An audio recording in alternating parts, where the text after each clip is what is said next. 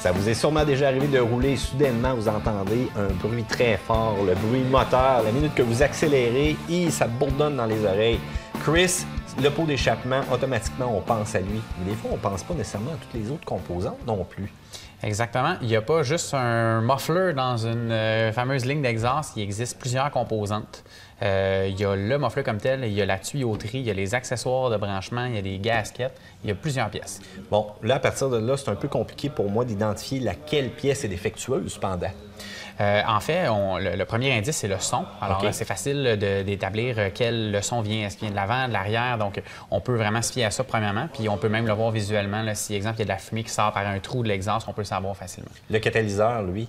En fait, ça, il va y avoir des sondes qui vont allumer dans le tableau de bord. Donc, il va nous indiquer s'il y a une sonde qui est à remplacer. Puis aussi que le véhicule soit ne démarrera pas ou n'avancera pas carrément. Fait que ça, c'est déjà un bon La consommation d'essence aussi, des fois, qui commence à changer. Un Oui. catalyseur bouché. Ça peut être aussi un des symptômes. Mais là, encore une fois, chez Supra Z 2000, vous avez absolument tout pour changer un échappement. Mais là, ça ne doit pas être si facile que ça si je veux le faire moi-même, d'une certaine manière.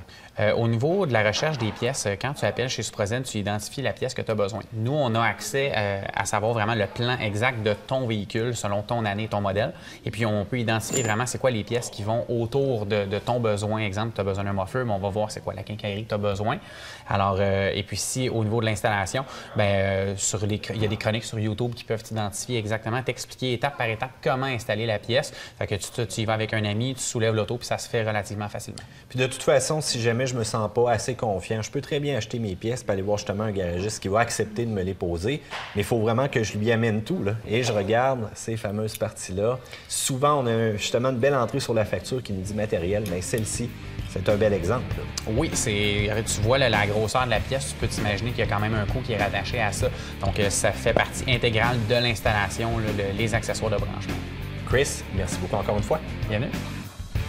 Ce segment vous a été offert par Supra Z 2000, la ressource incontournable dans la distribution au détail de pièces automobiles.